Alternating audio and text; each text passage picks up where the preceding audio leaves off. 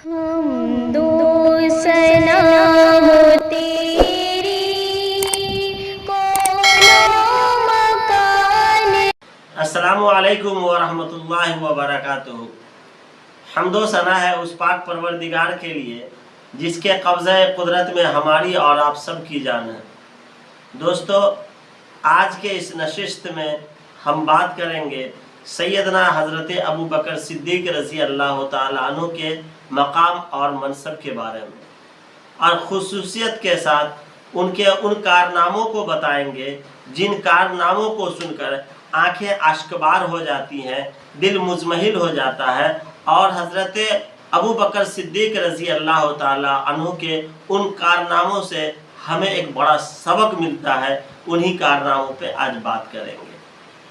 تو سب سے پہلے ہم بات کرتے ہیں کہ حضرت ابو بکر صدیق رضی اللہ تعالیٰ عنہ نے اسلام کی خاطر جہاں اور کئی جگہ اپنے مال کو خرچ کیا ہے، جیسے کہ مسجد نبوی وغیرہ کی خریداری کے لیے مسجد نبوی کی زمین میں حضرت سیدنا ابو بکر صدیق رضی اللہ تعالیٰ عنہ نے اپنے ایک خطیر رقم کو مسجد نبوی کی زمین کی خریداری پر خرچ کیا۔ اسی طریقے سے اور بھی غلاموں کے خریدنے میں حضرت ابو بکر صدیق رضی اللہ تعالیٰ عنہ نے اپنے خطیر رقم کو خرچ کیا ہے، اور اسلام کے نشر و اشاعت کے لیے، اسلام کی تقویت کے لیے، اور جناب محمد الرسول اللہ صلی اللہ علیہ وسلم کے اوپر اور بھی بہت سارے اخراجات جہاں کیے ہیں، وہیں ایک بڑا خرچ جو حضرت ابو بکر صدیق رضی اللہ تعالیٰ عنہ کا ہوا ہے وہ غزوہ تبوک کے موقع پر۔ یہ اللہ کے رسول صلی اللہ علیہ وسلم کی زندگی کا آخری غزوہ ہے۔ اس وقت حضرت جناب محمد الرسول اللہ صلی اللہ علیہ وسلم کی عمر جو ہے 62 سال تھی۔ اللہ کے رسول صلی اللہ علیہ وسلم غزوہ تبوک کی تیاری کرتے ہیں۔ روم کے بادشاہ نے ایک ناپاک ارادہ کیا، ایک ناپاک سازش کی کہ ہم مدینہ پہ نعوذ باللہ حملہ کریں گے، اور نعوذ باللہ ہم جو مدینہ پہ قابض ہوں گے۔ اللہ کے رسول صلی اللہ علیہ وسلم کو یہ خبر ملتی ہے۔ اللہ کے رسول صلی اللہ علیہ وسلم نے صحابہ کرام رضوان اللہ تعالیٰ علیہ مجمعین کو جمع کیا اور غزوہ تبوک کی تیاری کے لیے حکم فرما دیا۔ یہ گرمی کا مہینہ تھا اور لوگوں کے پاس مال کی بڑی قلت تھی، پیسوں کی بڑی قلت تھی، اسلحہ اور سواری کی بڑی دقت تھی۔ حضرت ابو بکر صدیق رضی اللہ تعالیٰ عنہ نے اعلان کیا کہ اس جنگ کے لیے کون کتنا روپیہ چندہ دے گا، کون کتنا اس جنگ کی تیاری کے لیے، اس جنگ میں خرچ کرنے کے لیے کون کتنا سامان دے گا۔ حضرت عثمان غنی رضی اللہ تعالیٰ عنہ نے 300 بھرے اونٹ جو ہے غزوہ تبوک کے لیے پیش کیا، اور بہت سارے ساز و سامان کو حضرت عثمان غنی رضی اللہ تعالیٰ عنہ نے پیش کیا۔ ایک روایت میں آتا ہے کہ عثمان غنی رضی اللہ تعالیٰ عنہ نے اتنا جو زیورات پیش کیے کہ اللہ کے رسول صلی اللہ علیہ وسلم نے اپنے ہاتھ میں زیوروں کو اس طرح اٹھا رہے تھے، اور اس کے بعد کہا کہ اب اس کے بعد اگر عثمان غنی رضی اللہ تعالیٰ عنہ کے چھوٹے موٹے گناہ ہوتے ہیں تو اللہ اسے معاف کر دیں گے۔ اسی موقع سے حضرت عمر ابن خطاب رضی اللہ تعالیٰ عنہ نے جو چندہ دیا، اس غزوہ تبوک کے لیے جو خرچ دیا ہے، پیسہ دیا ہے، جب یہ لے کر آئے ہیں تو اللہ کے رسول جناب محمد الرسول اللہ صلی اللہ علیہ وسلم نے پوچھا کہ ابو عمر کیا لائے ہو؟ حضرت عمر ابن خطاب رضی اللہ تعالیٰ عنہ نے فرمایا کہ اللہ کے رسول صلی اللہ علیہ وسلم میں اپنے گھر کا آدھا سامان لے آیا ہوں۔ پھر اس کے بعد حضرت ابو بکر صدیق رضی اللہ تعالیٰ عنہ اپنے گھر سے تشریف لائے ہیں ساز و سامان کے ساتھ۔ اللہ کے رسول صلی اللہ علیہ وسلم نے پوچھا کہ اے ابو بکر آپ نے کیا لایا ہے؟ ابو بکر صدیق رضی اللہ تعالیٰ عنہ نے فرمایا کہ اللہ کے رسول میرے ماں باپ آپ پر قربان ہو، صرف میں نے اپنے گھر میں اللہ اور اس کے رسول کی برکت کو چھوڑ آیا ہوں۔ پھر اس کے بعد حضرت جناب محمد الرسول اللہ صلی اللہ علیہ وسلم صحابہ سے گفتگو کر رہے ہیں اور صحابہ کے لیے غزوہ تبوک میں جانے کے لیے تیاریاں کر رہے ہیں۔ بڑے بڑے صحابہ کرام نے اس غزوہ تبوک کے لیے بڑے چندے دیے، بڑے سامان کا انتظام کیا، سواری کا انتظام، اسلحہ کا انتظام۔ حضرت جبرائیل علیہ الصلوۃ والسلام تشریف لاتے ہیں۔ اللہ کے رسول صلی اللہ علیہ وسلم نے ایک عجوبہ چیز دیکھا۔ جبرائیل علیہ الصلوۃ والسلام ٹاٹ کا لباس پہنے ہوئے تھے۔ اللہ کے رسول نے پوچھا کہ اے جبرائیل، آپ ٹاٹ کا لباس کیوں پہنے ہوئے ہیں؟ تو حضرت جبرائیل علیہ الصلوۃ والسلام نے فرمایا کہ اللہ کے رسول، آج آسمان کے تمام فرشتے ٹاٹ کا لباس پہنے ہوئے ہیں۔ کہا کیوں؟ کہا کہ حضرت ابو بکر صدیق رضی اللہ تعالی عنہ ٹاٹ کا لباس آج پہنے ہوئے ہیں۔ جب اللہ کے رسول صلی اللہ علیہ وسلم کی مڑ کر کے دیکھا نا، تو دیکھا کہ حضرت ابو بکر صدیق رضی اللہ تعالی عنہ ٹاٹ کا لباس پہنے ہوئے ہیں، اور اس میں کیکڑ کا جو ہے کانٹا سے اس کو سلے ہوئے ہیں، اور اس کو پہن کر کے بیٹھے ہوئے ہیں۔ اللہ اکبر۔ یہ ایک ایسے نبی ہیں جنہوں نے اپنے گھر کا تمام مال، تمام ساز و سامان اللہ کے راہ میں قربان کر دیا ہے، جناب محمد الرسول اللہ صلی اللہ علیہ وسلم کے اوپر نچھاور کر دیا ہے، اور ایک ٹاٹ کا لباس پہن کر کے تشریف لا رہے۔ بس ٹاٹ کے لباس کو اللہ تبارک و تعالیٰ نے دیکھا۔ دیکھنے کے بعد جو ہے حدیث میں آتا ہے کہ قیامت کے دن اللہ تبارک و تعالیٰ تمام لوگوں کو دیکھیں گے، تمام لوگ ہوں گے، اللہ تبارک و تعالیٰ کا دیدار کریں گے، صحابہ کرام اللہ کا قرب حاصل کریں گے۔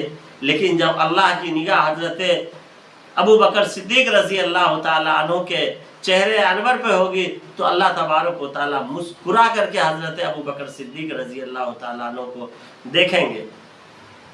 حضرت ابو بکر کا یہ پہننا تھا کہ اللہ تبارک و تعالیٰ نے آسمان پہ یہ حکم دے دیا کہ اے آسمان کے تمام فرشتے، آج میرے مقرب بندے، میرے نبی کے پکے عاشق، میرے نبی کے سچے عاشق، میرے نبی کے سچے دیوانے پروانے نے آج ٹاٹ کا لباس پہنا ہے، اس لیے تمام فرشتے ٹاٹ کا لباس پہن لو۔ اللہ اکبر۔ یہ ہے حضرت ابو بکر صدیق رضی اللہ تعالیٰ عنہ کی جان ساری کے تمام مال کو اللہ کے رسول صلی اللہ علیہ وسلم پر نچھاور کر دیا۔ اور ہجرت کے موقع سے جب حضرت ابو بکر صدیق رضی اللہ تعالیٰ عنہ نکلے ہیں، پورے سامان کے ساتھ نکلے ہیں، پیسے بھی لے لیا اور سامان بھی لیا، سارے چیزوں کو لے کر کے نکلے ہیں۔ آپ کے والد محترم حضرت عثمان بن عامر، جن کی کنیت ابو قحافہ ہے، انہوں نے حضرت ابو بکر صدیق رضی اللہ تعالیٰ عنہ کی بیٹی سے پوچھا، جن کا نام اسما تھا، کہا اسما، تمہارے والد صاحب جو ہجرت پر گیا ہے محمد صلی اللہ علیہ وسلم کے ساتھ، کیا گھر میں تم لوگوں کے لیے کچھ چھوڑا ہے یا نہیں چھوڑا ہے؟ اس وقت حضرت عثمان بن عامر ایمان نہیں لائے تھے۔ آپ جانتے تھے کہ یہ ابو بکر صدیق جو ہے محمد الرسول اللہ صلی اللہ علیہ وسلم پر جان بھی نچھاور کرنے والے اور مال بھی نچھاور کرنے والے۔ پوتی سے پوچھا کہ کچھ چھوڑا ہے؟ یہ نابینا تھے، اس وقت ایمان نہیں لائے تھے۔ حضرت اسما رضی اللہ تعالیٰ عنہ نے دیوار میں تاک بنا ہوا تھا، تاک میں کچھ کنکڑوں کو رکھا ہے، اور کنکڑوں کو رکھ کر کے اس کے اوپر سے کپڑا ڈال دیا، اور دادا کی انگلی کو پکڑ کر لے کے گئی ہے، اور دادا کا ہاتھ اس کپڑے کو اوپر رکھا ہے۔ حضرت عثمان بن عامر جو حضرت ابو بکر کے والد محترم ہے، جب اس نے دیکھا ہے کپڑے کے اوپر سے کہ نیچے میں کچھ سامان ہے، تو کہا ہاں کچھ چھوڑ کر کے وہ گئے ہیں جو تم لوگوں کے لیے کافی ہے۔ یہ واقعہ جس وقت پیش آیا نا، اللہ اکبر، اس وقت بھی حضرت اسما رضی اللہ تعالی عنہ 2 دن کی بھوکی تھی۔ روایت میں آتا ہے کہ حضرت اسما کھجور کی گٹھلیوں کو جمع کرتی تھی، اور کھجور کی گٹھلیوں کو جمع کر کے پیس کر کے پانی میں گھول کر کے پی لیا کرتی تھی، اور پوری رات مصلے پر کھڑی ہو کر کے اللہ کی عبادت کیا کرتی تھی۔ اللہ اکبر۔ یہ ہے حضرت ابو بکر صدیق رضی اللہ تعالیٰ عنہ، جن کے جان بھی اللہ کے رسول پر فدا، قربان، اور خود اپنے آپ کو قربان۔ یہی وجہ ہے کہ حضرت جبرائیل علیہ السلام سے اللہ کے رسول صلی اللہ علیہ وسلم نے پوچھا کہ جبرائیل کیا آپ کی کوئی خواہش ہے؟ تو حضرت جبرائیل علیہ السلام نے فرمایا اللہ کے رسول میری ایک بہت بڑی خواہش ہے۔ کہا کیا خواہش ہے؟ کہا میری خواہش یہ ہے کہ کاش کہ میں ابو بکر ہوتا، کاش کہ میں ابو بکر ہوتا، آپ کی رفاقت ہوتی، آپ کی جانثاری ہوتی، آپ پر مال قربان کرتا، آپ پر مرتا، آپ پر مٹتا، آپ کا دیدار کرتا، آپ کے ساتھ رہتا، غار ثور میں آپ کے ساتھ رہتا، ہر وقت آپ کے ساتھ رہتا، کاش کہ میں ابو بکر ہوتا۔ یہ حضرت ابو بکر صدیق رضی اللہ تعالیٰ عنہ جو اسلام کے اوپر، دین کے اوپر جناب محمد الرسول اللہ صلی اللہ علیہ وسلم کے اوپر قربان ہونے والے، اور حضرت ابو بکر صدیق رضی اللہ تعالیٰ عنہ اسلام کے ایک ایسے جانثار تھے، اسلام کے لیے ایسے قربان ہونے والے تھے کہ اللہ تبارک و تعالیٰ نے ان کے آواز میں بھی جادوئی آواز بنائی تھی، آواز میں بھی بڑی کشش تھی، آواز میں بھی ایک سریلی آواز تھی، آواز میں بڑی چاہت والی آواز تھی۔ حضرت ابو بکر صدیق رضی اللہ تعالیٰ عنہ جب نماز کے لیے کھڑے ہوتے تھے اور قرآن کی تلاوت کیا کرتے تھے تو مکہ کے پہاڑ پہ لرزہ ہو جاتے تھے، پہاڑ تھر تھر کرنے لگتے تھے، پہاڑ کے اندر جنبش ہونے لگتی تھی، اور مکہ کے لوگ جناب محمد الرسول اللہ صلی اللہ علیہ وسلم کے پاس آ کر کے شکایت کیا کرتے تھے، کہتے تھے کہ اے محمد صلی اللہ علیہ وسلم ابو بکر کو کہیں کہ یہ قرآن آہستہ پڑھیں، میری بیوی میرے بچے قرآن سن کر کے دیوانہ وار جو ہم سے جو ہے اچھل کر کے نکلنا چاہ رہے، گھر توڑ کر کے باہر نکلتے ہیں، اس سریلی آواز کو سن کر کے اسلام کی محبت ان کے دلوں میں پیوست ہوتی جا رہی ہے، قرآن کی وہ کشش، قرآن کی وہ چاشنی، قرآن کی حلاوت سن کر کے میرے گھر کے، میری عورتیں، میرے بچے اسلام لانے کے لیے پریشان بنے ہوئے، مسلمان بننے کے لیے تیار بنے ہوئے۔ اگر اسی طریقے سے حضرت ابو بکر صدیق رضی اللہ تعالیٰ عنہ قرآن پڑھتے رہے اور قرآن کی تلاوت کرتے رہے تو ایک دن آئے گا کہ میرے بچے کہیں ایسا نہ ہو کہ مسلمان ہو جائے۔ اللہ اکبر۔ یہ حضرت ابو بکر صدیق رضی اللہ تعالیٰ عنہ کی عبادت کا حال، یہ حضرت ابو بکر رضی اللہ تعالیٰ عنہ کے قرآن کی تلاوت کا حال، اور سادگی کی انتہا، سادگی کی انتہا تو اتنی انتہا تھی کہ ایک مرتبہ حضرت ابو بکر صدیق رضی اللہ تعالیٰ عنہ کی اہلیہ محترمہ کو بچوں نے کہا کہ امی کچھ میٹھا بنایا جائے، کچھ میٹھا بنایا جائے۔ اللہ اکبر۔ ایک 22,000 مربع میل کا بادشاہ ہو، جناب محمد الرسول اللہ کا خلیفہ اول ہو، جو ایک بار حکم کرے تو کچھ بھی ہو سکتا ہے، اس کے گھر کا یہ حال ہے کہ بچے ماں کو کہہ رہے ہیں کہ ماں میٹھا کھانے کا دل کر رہا ہے، میٹھا کھانا ہے۔ حضرت ابو بکر صدیق رضی اللہ تعالی عنہ کی اہلیہ محترمہ نے روزانہ تھوڑا تھوڑا آٹا بچانا شروع کیا۔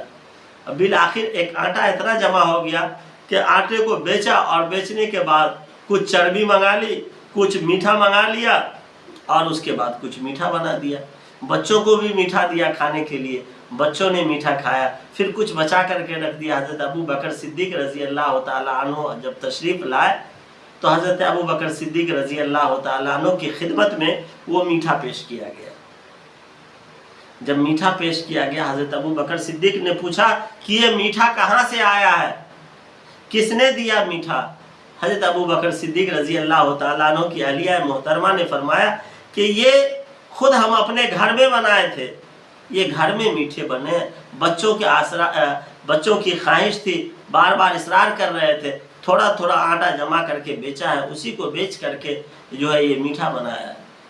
اللہ اکبر۔ قربان جائیے حضرت ابو بکر صدیق رضی اللہ تعالیٰ عنہ کی سادگی پہ، امیر المومنین ہے، فوراً کاغذ اور قلم منگایا، کاغذ اور قلم منگا کر کے فوراً ایک خط لکھا، بیت المال کے منشی کے پاس خط لکھا کہ ابو بکر کے گھر کا راشن جو آ رہا ہے گھر میں، اس سے اتنے کم پر جو ہے گھر کا خرچ چل سکتا، لہٰذا اتنے راشن کو کم کر دیا جائے۔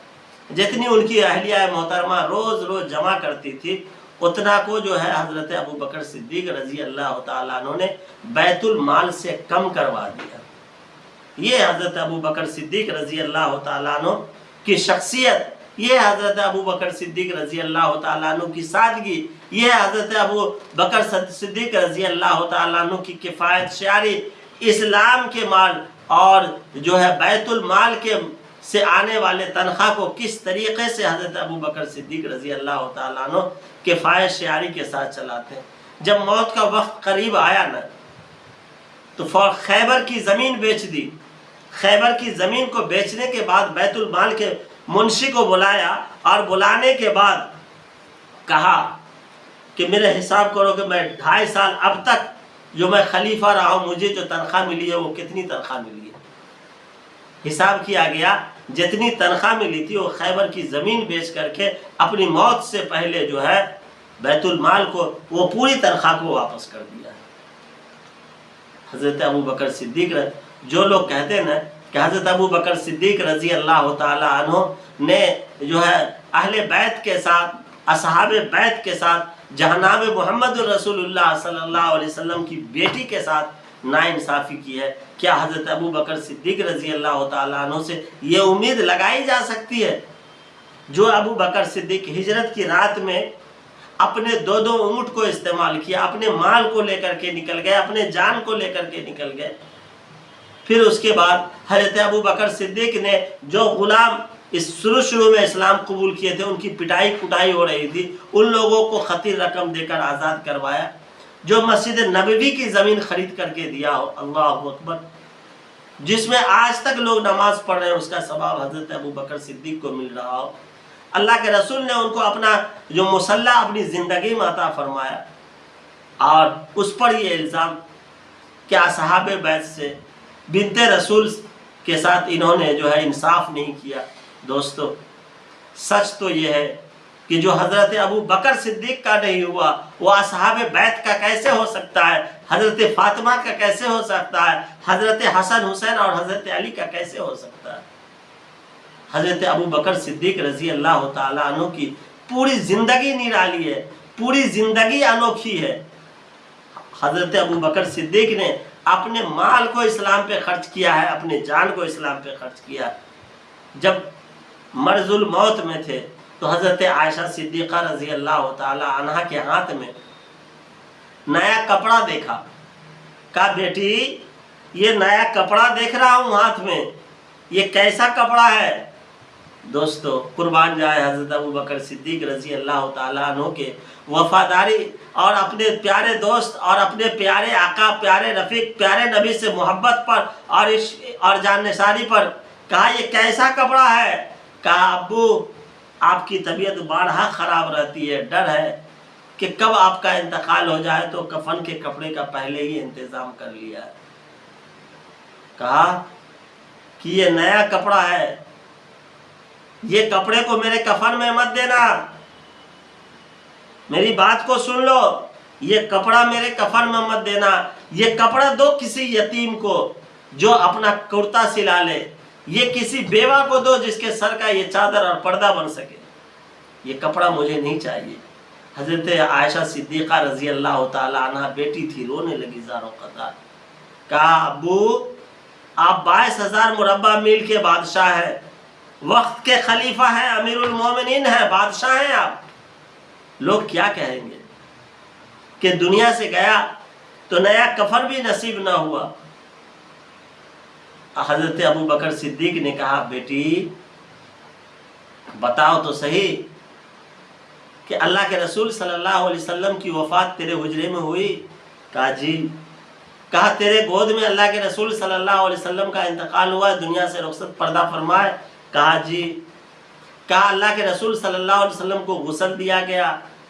وہ بھی علم ہے۔ کہاں؟ کہا اللہ کے رسول صلی اللہ علیہ وسلم کو کفن کون سے کپڑے میں دیا گیا؟ وہ بھی تجھے معلوم ہے؟ کہا جی۔ کہا کیسے کپڑے میں کفن دیا گیا؟ حضرت عائشہ رونے لگی زاروں قطار۔ کہا کیسے کپڑے میں؟ کہا جو کپڑا پہن رہے تھے اسی میں دیا گیا کفن، اور اس میں بھی 12 پیبند لگے ہوئے تھے۔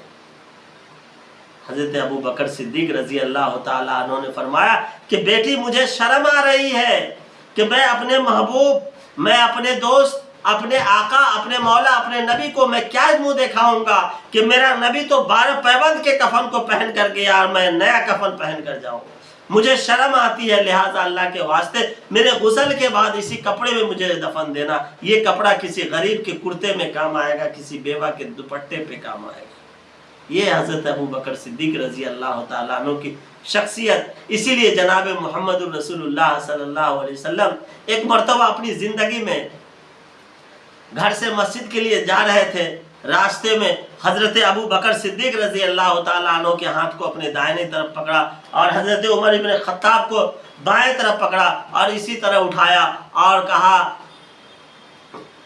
کہ ہاکذا یبعث یوم القیامہ، کہ ہم تینوں اسی طریقے سے قیامت کے دن اٹھائے جائیں گے۔ دوستو یہ معمولی بات نہیں ہے کہ اللہ کے رسول صلی اللہ علیہ وسلم، حضرت ابو بکر صدیق رضی اللہ تعالیٰ عنہ اور حضرت عمر ابن خطاب تینوں ایک ہی جگہ سے نکلے اور ایک ہی جگہ قیام جو کھڑے ہوں، یہ بڑی بات ہے۔ اور حضرت ابو بکر کا حضور صلی اللہ علیہ وسلم کے بازو میں آرام فرمانا، یہ تو دوستو نصیبوں والے کی بات ہے۔ یہ حضرت ابو بکر صدیق رضی اللہ تعالیٰ عنہ کا مقام ہے، خاصیت ہے کہ اللہ کے رسول صلی اللہ علیہ وسلم کے بازو میں آرام فرما رہے ہیں۔ حضرت عائشہ فرماتی ہیں کہ اللہ کے رسول صلی اللہ علیہ وسلم کی زندگی میں نے ایک خواب دیکھا۔ اللہ کے رسول صلی اللہ علیہ وسلم سے وہ خواب پوچھا، خواب کیا تھا؟ ایک رات دیکھا کہ آسمان سے چاند اتر رہے اور میرے روم میں آ رہے ہیں۔ پھر دوسرے رات کو دیکھا کہ آسمان سے چاند اترا پھر میرے حجرے میں آیا۔ تیسرے رات دیکھا کہ آسمان سے چاند اترا اور میرے حجرے میں آیا۔ دوستو اللہ کے رسول صلی اللہ علیہ وسلم سے حضرت عائشہ نے فرمایا کہ اللہ کے رسول میں نے اس طرح خواب دیکھا ہے کہ آسمان سے چاند اترا اور میرے حجرے میں آیا۔ کہا اللہ کے رسول صلی اللہ علیہ وسلم نے، میں خواب کی تعبیر بتا دیتا ہوں عائشہ، لیکن میری زندگی میں اس کو کسی کو مت بتانا۔ کہا اللہ کے رسول بتائیں۔ پھر بتایا گیا، اللہ کے رسول نے بتایا کہ پہلا جو آسمان سے چاند اترا وہ میں تھا، دوسرا حضرت ابو بکر، تیسرا حضرت عمر، کہ تینوں تمہارے حجرے ہی میں مدفون ہوں گے۔ یہ بشارت تھی حضرت ابو بکر کے لیے بھی اور حضرت عمر رضی اللہ تعالیٰ عنہ کے لیے بھی۔ یہ بڑا مقام ہے۔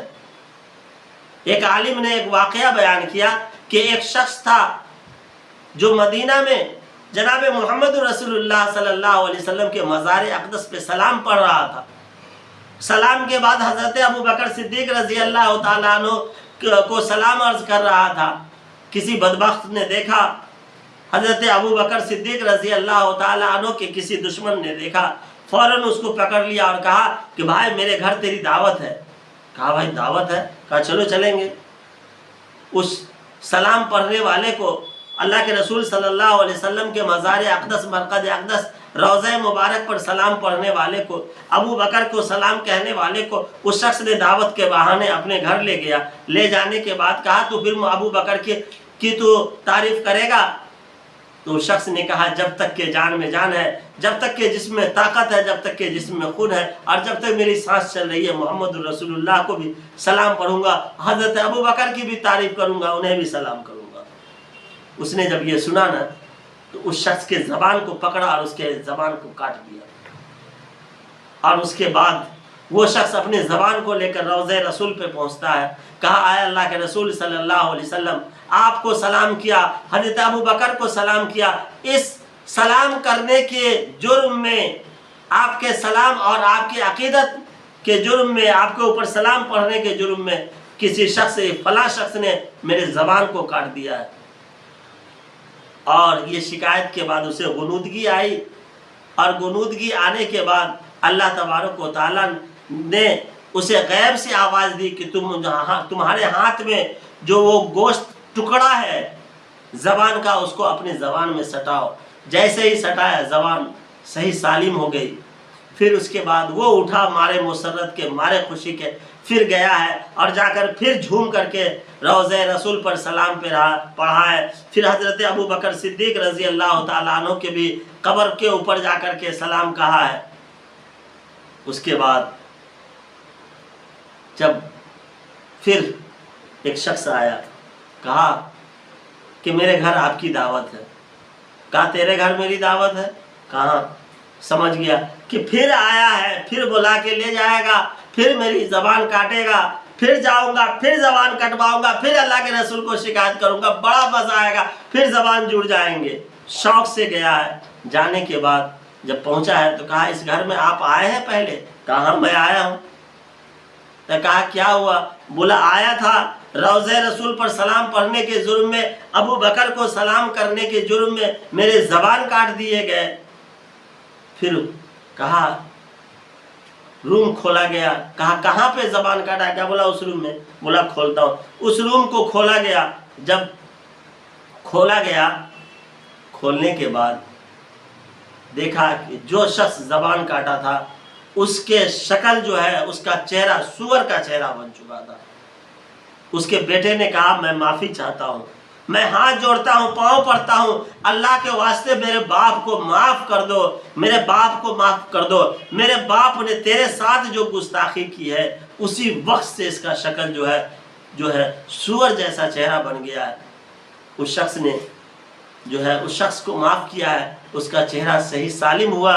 وہ شخص آ کر روضہ رسول پر آ کر سلام بجایا ہے اور کہا اللہ کے رسول جناب محمد الرسول اللہ صلی اللہ علیہ وسلم تیرے اوپر سلام، اور حضرت ابو بکر کو سلام کرنے کا نتیجے میں جو ہے یہ حادثہ پیش آیا اور اس شخص کے چہرے مسخ ہوئے، پھر درست ہوا۔ دوستو یہ حضرت ابو بکر اور جناب محمد الرسول اللہ صلی اللہ علیہ وسلم کی شان ہے، اور حضرت ابو بکر صدیق رضی اللہ تعالیٰ عنہ کی شان اتنی عبادت، اتنی ریاضت، اللہ کے راہ میں خرچ کرنا، جناب محمد الرسول اللہ صلی اللہ علیہ وسلم پہ جان مال لٹانے کے باوجود بھی جو ہے اللہ کا خوف بھی اتنا ہی تھا، قبر کے عذاب کا ڈر، قبر کی تنہائی کا ڈر بھی بے انتہا تھا۔ کچھ صحابہ کے ساتھ حضرت ابو بکر صدیق رضی اللہ تعالیٰ عنہ قبرستان سے گزرے، جب ایک قبر کے پاس گئے تو اس طریقے سے زار و قطار رونے لگے، اس طرح سے زار و قطار رونے لگے۔ کسی نے کہا کہ آپ اس طرح رو رہے ہیں؟ کہا ہاں، کیونکہ قبر جو آخرت کی منزلوں میں سب سے پہلی منزل ہے، اور یہاں پہ جس کا بن گیا تو آخری کے سارے منزل درست ہو جائیں گے، اور اگر جس کا یہاں نقصان ہو گیا پھر ہر منزل میں اس کے لیے نقصان ہے۔ حضرت ابو بکر صدیق رضی اللہ تعالیٰ عنہ نے پھر اللہ کی طرف لو لگایا، کہا ہے اللہ تبارک و تعالیٰ کاش مجھے درخت بنا دیتا کہ لوگ مجھے کاٹ کر کے جلا کر کے ختم کر دیتے۔ کہا کاش کہ مجھے پہاڑ اور پتھر بناتا کہ لوگ مجھے توڑ کر کے مجھے ختم کر دیتے۔ کاش کہ مجھے کتا بناتا کہ لوگ مجھے مار کر کے ختم کر دیتے۔ پھر فرماتے کاش کہ میری ماں مجھے پیدا ہی نہیں کرتی کہ مجھے قبر میں جانا بھی پڑتا، قبر کے سوال اور جواب بھی ہم سے ہوتے۔ دوستو حضرت ابو بکر صدیق رضی اللہ تعالیٰ عنہ کی شخصیت بہت بڑی شخصیت ہے، اور حضرت ابو بکر صدیق رضی اللہ تعالیٰ عنہ غریبوں، مسکینوں، یتیموں، بیواؤں، مجبوروں، بے کسوں کے اتنے ہمدرد غم گسار تھے کہ مدینہ منورہ میں ایک اندھی خاتون تھی جو بوڑھی تھی اور آنکھ سے معذور تھی، اس کے کھانے پینے کا بنانے والا نہیں، اس کے برتن صاف کرنے والا نہیں، اس کے گھر میں جھاڑو دینے والا کوئی نہیں۔ حضرت ابو بکر صدیق رضی اللہ تعالی عنہ اس کی خدمت پر مامور تھے۔ جب حضرت عمر ابن خطاب رضی اللہ تعالیٰ عنہ کو معلوم ہوا کہ یہ خاتون ہے تو سوچا کہ اس کی خدمت کر لوں، اللہ ثواب عطا فرمائے گا۔ اس خاتون کے پاس گئے ہیں اور کہا کہ اماں مجھے جو ہے خدمت کرنے کا موقع دے دو، میں تیری خدمت کروں گا، میں تیرے گھر کی صفائی کروں گا، تیرے برتن کی صفائی کروں گا، تجھے کھانا بنا کر کے دوں گا، تجھے کھانا کھلا دوں گا، تیرے پانی لا کر کے دوں گا۔ تو اس بوڑھی خاتون نے کہا کہ میرے ضرورت نہیں ہے، ایک شخص آتا ہے جو میری ساری خدمت کر کے جاتا ہے۔ کہا وہ کون ہے؟ کہا نہیں، میری ضرورت پوری ہو جاتی ہے، مجھے آدمی کی ضرورت نہیں۔ تو کون ہے؟ تو اپنا نام بتا۔ حضرت ابو بکر صدیق حضرت عمر ابن خطاب رضی اللہ تعالیٰ عنہ نے فرمایا کہ میں عمر ابن خطاب ہوں۔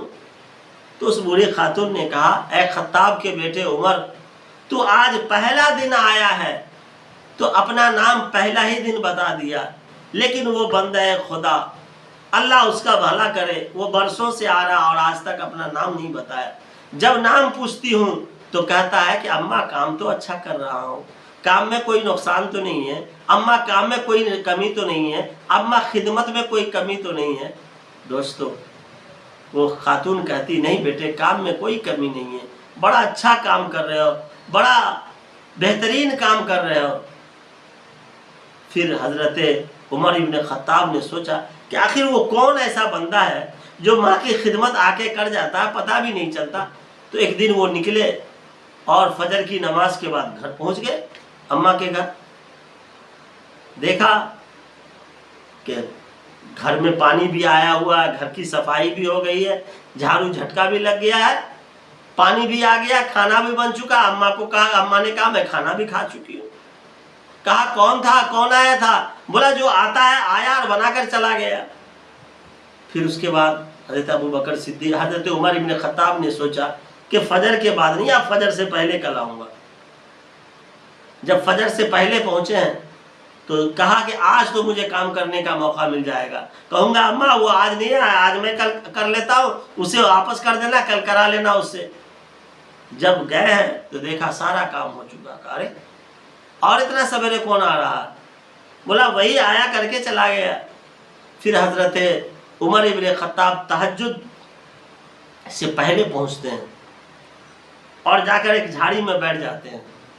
دیکھتے ہیں کہ ایک شخص آیا اور اپنے چپل کو بازو میں دبائے ہوا ہے۔ اماں کے گھر گیا، صفائی کیا، پانی لایا، کھانا بنایا، اماں کو کھلایا اور سارے چیز کو ترتیب سے رکھ دیا اور نکلا۔ حضرت ابو بکر پیچھے سے پکڑ لیا، بولا اللہ کے نیک بندے بتا تو صحیح آخر تو کون ہے؟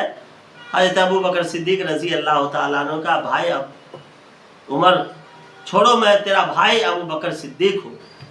کہا اللہ اکبر، میں سمجھ رہا تھا کہ اگر مجھ سے سبقت لے جانے والا کوئی ہوگا تو تم ہی ہوگے۔ بھائی بتا تو صحیح کہ چپل تو بازو میں کیوں دبائے ہوا ہے؟ حضرت ابو بکر صدیق رضی اللہ تعالیٰ عنہ نے فرمایا کہ بھائی چپل اس لیے بازو میں دبائے ہوا ہوں کہ میں جو صبح میں آتا ہوں میری چپل کی آواز سے لوگ کہیں جاگ نہ جائیں، لوگوں کی نیند میں خلل نہ ہو جائے۔ دوستو یہ حضرت ابو بکر صدیق رضی اللہ تعالیٰ عنہ کی شخصیت۔ اسی لیے تو اللہ کے رسول جناب محمد الرسول اللہ صلی اللہ علیہ وسلم نے ایک موقع سے اپنے آخری وقت میں کہا کہ میں دنیا میں کوئی ایسا شخص نہیں ہے جس کا میں نے احسان کا بدلہ نہیں دے دیا، جس کا میں نے لین دین کو ختم نہیں کر دیا، جس کا لیا اس کو دے دیا، جس نے احسان کیا اس کے احسان کے بدلہ کو چکا دیا۔ اور ابو بکر ایک ایسا شخص ہے کہ جس کے بدلے کو میں قیامت کے دن اللہ کے پاس لے کر کے جاؤں گا، کہوں گا اے اللہ میں نے دنیا میں اس کے بدلے کو میں دے نہیں سکا، تو دے میں تاکہ اس کے بدلے کو میں ادا کر دوں۔ ابو بکر صدیق رضی اللہ تعالیٰ عنہ کی شخصیت ایک ایسی ہے کہ جس کے احسان کا بدلہ میں اللہ سے لے کر قیامت میں دوں گا۔ دوستو یہ حضرت ابو بکر صدیق رضی اللہ تعالیٰ عنہ کی شخصیت ہے، یہ ان کا مقام ہے، یہ ان کی حیثیت ہے کہ اللہ کے رسول صلی اللہ علیہ وسلم سے کتنی محبت کرتے ہیں، کتنا پیار کرتے ہیں، غریبوں کی کتنی ہمدردی ہے اور غریبوں پہ کتنا مال لٹاتے ہیں، اسلام پہ کتنا خرچ کیا، کتنے مصیبت مصائب آلام برداشت کیے۔ دوستو پھر الزام لگا دیا جاتا ہے کہ حضرت ابو بکر صدیق رضی اللہ تعالیٰ عنہ پر کہ اہل بیت کے مخالف ہے، انصاف صحیح نہیں کیا۔